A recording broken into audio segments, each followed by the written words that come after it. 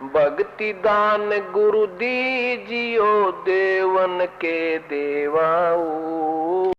आकर के एक शिशु रूप धारण करके प्रकट हुए थे कबीर देव, और 120 वर्ष तक प्रभु रहे थे, सन 1518 तक। विक्रमी संवत 1455 से 1575 तक, अर्थात 120 वर्ष प्रभु ने ऐसे एक बालक रूप धारण करके धीरे धीरे एक मनुष्य के, एक सिंपल मैन की भूमिका की, और साथ में अपने तत्व ज्ञान का प्रचार किया। वे प्रसिद्ध कवि कहलाए और वो ही जगत गुरु थे, वे ही तत्वदर्शी संत की भूमिका कर रहे थे, और वो परमात्मा पूर्ण ब्रह्म तो है ही है। उन्होंने ये रोल, एक दास की भूमिका भी उन्होंने करके दिखाई कबीर परमेश्वर जी ने, कि आने वाले समय में मेरे अनुयायी मेरी समर्थता को जानकर अभिमानी ना हो जा, क्योंकि अभिमान परमात्मा को कति पसंद नहीं। और जो बात परमात्मा को पसंद नहीं और हम करेंगे तो हम भक्त नहीं, हमारी भक्ति नहीं चल सकती। तो हमने, जब हम भक्त हैं अर्थात हमने इस परमात्मा पाने वाले विद्यालय में प्रवेश पाया है, तो हम भक्त हैं अर्थात स्टूडेंट हैं। और विद्यार्थी अपने विद्यालय के नियमों के अंतर्गत चलता है। अब कोई अध्यापकों से आकड़ पाड़े, उन तो उल्टा सुल्टा बोला किसी अच्छे अधिकारी का बेटा होकर, तो वो बच्चा पढ़ेगा नहीं, अपना जीवन व्यर्थ कर जाएगा। चाहे प्रधानमंत्री का भी पुत्र है और उस स्कूल विद्यालय में जाता है, तो उसने विद्यार्थी की तरह रहना ही होगा, और अध्यापक के हर नियम का, हर आज्ञा का पालन करके अपना जीवन सफल करना होगा। इसी प्रकार हम चाहे परमात्मा पूर्ण ब्रह्म के अनुयायी बन जाते हैं, और यदि हम फिर अभिमान करते हैं, अहंकार करते हैं, अन्य देव देवताओं के साथ हम उनको अभद्र बातें करते हैं, तो भी परमात्मा को पसंद नहीं होगी, क्योंकि हम पतिव्रता पद से गिर जाएंगे। जैसे पतिव्रता किसे कहते हैं? जो पत्नी, जो लड़की अपने पति के साथ साथ अपने पति को तो पूज्य मानती है, और उसके परिवार में जैसे जेठ है, जेठानी है, देवर है, देवरानी है, सास ससुर है, ननंद है बड़ी छोटी, या और कोई संबंधी है, उन सबको आदर देती है, सत्कार करती है, विनम्रता से बोलती है, सभ्यता से पेश आती है, तो वो पतिव्रता है। यदि वो केवल अपने पति से ही अच्छी तरह व्यवहार करती है, दूसरों के साथ अभद्र बोलती है, ठीक व्यवहार नहीं करती है, तो वह तो कड़ियारी है, वो पतिव्रता नहीं है। तो कहने का भाव यह है कि हमने पतिव्रता पद पर चल कर के अपने जीवन को सफल करना है। तो हम अपने कबीर परमेश्वर अर्थात अपने पति कुल मालिक, वो तो हमारे लिए पूज्य है। बाकी अन्य जैसे ब्रह्मा जी, विष्णु जी, शिव जी, रजगुण ब्रह्मा जी, सद्गुण विष्णु जी, सप्तम गुण शिव जी, और ब्रह्म पर ब्रह्म, ये हमारे आदरणीय हैं पर पूज्य नहीं हैं। अब संकेत बहुत होता है समझदार के लिए। इस प्रकार हमने प्रत्येक, फिर हमारे जो भाई बहन हैं, मनुष्य हैं, यहाँ के जो भी कोई व्यक्ति हैं, वो हमारे लिए आदरणीय हैं, उनसे भी हमने अच्छी तरह एक विनम्रता के साथ रहना है। यदि हम अभिमान करेंगे जरा सा भी किसी प्रकार का, तो प्रभु दूर हो जाएगा, और जब भगवान हमसे दूर हो गया तो फिर हम भगत किसे, फिर हम भगत कैसे हैं? भगत नहीं।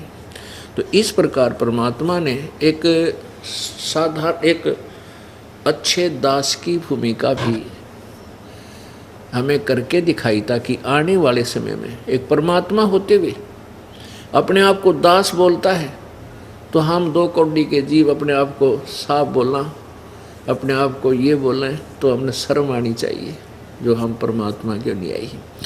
तो वो इसलिए उन्होंने हमें ये सिखाया है कि तुम विनम्र बनो।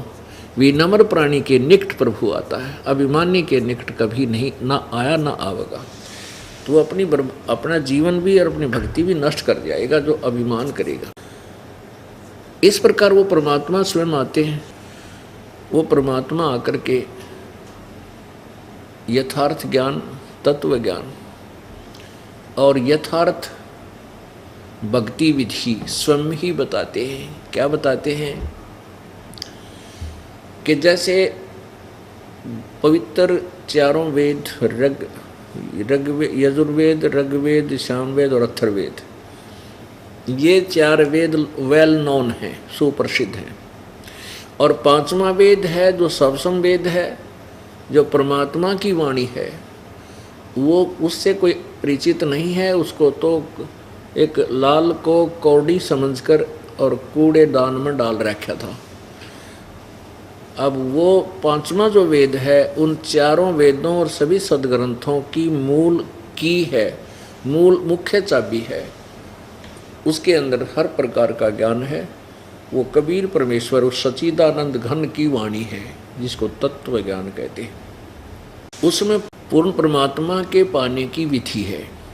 जैसे पवित्र वेदों में, पवित्र श्रीमद् भगवत गीता जी में केवल ब्रह्म तक की साधना का ही ज्ञान है। उसमें उसका ओम मंत्र है और यज्ञ करनी होती है, यज्ञ धार्मिक अनुष्ठान, केवल इतना ज्ञान है। धार्मिक अनुष्ठान तो करने ही करने हैं। ये तो चाहे ब्रह्म की साधना करें, चाहे परब्रह्म की करें या पूर्ण ब्रह्म की करें, यज्ञ तो हमने करनी है। 5 यज्ञ होती हैं। एक यज्ञ है धर्म की, दूसरी यज्ञ है ध्यान, और तीसरी यज्ञ हवन की, चौथी यज्ञ प्रणाम, और 5वीं यज्ञ है ज्ञान की, जो आपको ये यथार्थ ज्ञान दिया जा रहा है। तो इन 5 यज्ञों को, 5 अनुष्ठानों को हमने करना ही करना है। और पूजा किसकी करनी है? जैसे हमने बांग बो दी तो भांग में सिंचाई की जरूरत पड़ती ही पड़ती है। किसी ने कीकर बीज ली तो कीकर में भी, बबूल में भी सिंचाई की आवश्यकता पड़ती है, उसकी सिंचाई करनी पड़ती है, तभी वो बड़ी होती है। इसी प्रकार हमने आम के पौधे को लगाया, उसकी सिंचाई ही करनी है, तो आम के पौधे से तो आम का पेड़ बनकर उसमें मीठे फल लगेंगे। और यदि हमने बबूल की सिंचाई की, बबूल बड़ा होगा, फिर उसके कांटे लगेंगे। ठीक इसी प्रकार हमने जिस भी इष्ट की साधना करनी है, क्योंकि ब्रह्म से इष्ट प्रारंभ होते हैं। कोई ब्रह्म को इष्ट मानकर पूजता है, और कोई परब्रह्म को, और कोई पूर्ण ब्रह्म को। तो हमने पूर्ण ब्रह्म को इष्ट मानकर पूजेंगे तो हमें आम का पेड़ हमारा समझो प्रफुल्लित होगा। आम का पौधा है। और अन्य उपासना है वो बबूल है। अब जैसे आपने सुबह के सत्संग में सुना कि गीता ज्ञान दाता कहता है 8वें अध्याय के 13वें श्लोक में, ओम इति एक अक्षरम ब्रह्म व्यवहारन माम अनुसमरण, और यह प्रयाति तजंदेहम सयाति परमाम गतिम। मेरा मुझ ब्रह्म का केवल एक ओम अक्षर, यही एक ओम अक्षर है उच्चारण करके सुमरण करने का। और इसका सुमरण प्राण त्याग कर जब प्राणी जाता है, शरीर छोड़कर जाता है, तो शरीर त्याग कर जाते समय यानी अंतिम श्वास तक इसका स्मरण करता हुआ शरीर छोड़ जाता है, वो परम गति, मेरे वाली परम गति को प्राप्त होता है। फिर उस पूर्ण परमात्मा, परम अक्षर ब्रह्म यानी सच्चिदानंद घन परमात्मा की पूजा के लिए उसने ऑप्शन छोड़ दिया गीता जी अध्याय नंबर 4 के श्लोक 34 में, कि उस तत्वदर्शी संत की खोज कर, उस तत्व ज्ञान को तत्वदर्शी संतों के पास जाकर समझ, उनको दंडवत प्रणाम करने से और कपट छोड़कर निष्कपट भाव से प्रार्थना करने से वो तत्वदर्शी संत आपको उस पूर्ण परमात्मा के पाने की विधि बताएंगे। तो उसके लिए 17वें अध्याय के 23वें श्लोक में कहा है गीता जी में कि उस पूर्ण परमात्मा सच्चिदानंद घन परमात्मा की भक्ति का ओम तत्सत ये निर्देश है उसके जाप करने का। अब इसमें ओम शब्द जो है ये ब्रह्म का है, जो गीता जी अध्याय नंबर 8 के श्लोक 13 में स्पष्ट किया इसने कि ये मेरा मंत्र है। और तत् ये परब्रह्म का, और सत उस पूर्ण ब्रह्म का। ये तत् सांकेतिक है। तत्सत, ओम तत्सत, ओम तत्सत, ये कोई जाप नहीं है। ओम और तत्शब्द ये और मंत्र ये दास बताएगा। उन दोनों के मिल जाने से एक सतनाम बनता है, एक सतनाम बनता है। ओम और दूसरा तत् जो सांकेतिक है, इन दोनों को वे श्वास उस श्वास से सिमरण करना होता है, ये सतनाम बनता है। और तीसरा जो सत शब्द है, सत, ओम तत्सत, तो वो तीसरा सारनाम है, वो भी दास बताएगा, वो कोई और मंत्र है। तो परमात्मा क्या बताते हैं कि यहाँ केवल ओम नाम के जाप तक सीमित थे। चारों वेदों में, गीता जी में केवल ओम मंत्र है जो यहाँ की साधना का प्रमुख मंत्र है। ये ब्रह्म तक का है। और ब्रह्म की साधना करने से गीता ज्ञान दाता अर्थात ब्रह्म कह रहा है कि अर्जुन, चौथे अध्याय के 5वें श्लोक में गीता जी में, कि तेरे और मेरे बहुत जन्म हो चुके, तू नहीं जानता मैं जानता हूँ। इससे सिद्ध है कि ये गीता ज्ञान दाता भी नासवान है, इसकी साधना से भी जन्म मृत्यु समाप्त नहीं हो सकता। इसलिए गीता ज्ञान दाता ने 15वें अध्याय के 4थे श्लोक में कहा है कि जब तुझे तत्व ज्ञान की प्राप्ति हो जाए, उस तत्व ज्ञान के द्वारा सर्व ज्ञान को समझ कर तो इस अज्ञान रूपी अंधकार को उस तत्व ज्ञान से काट कर उसके पश्चात उस परम पद परमेश्वर की, उस परमेश्वर के परम पद की खोज करनी चाहिए, जहाँ जाने के बाद फिर लौटकर संसार में प्राणी नहीं आते, और जिस परमेश्वर ने सब ब्रह्मांडों की रचना की है।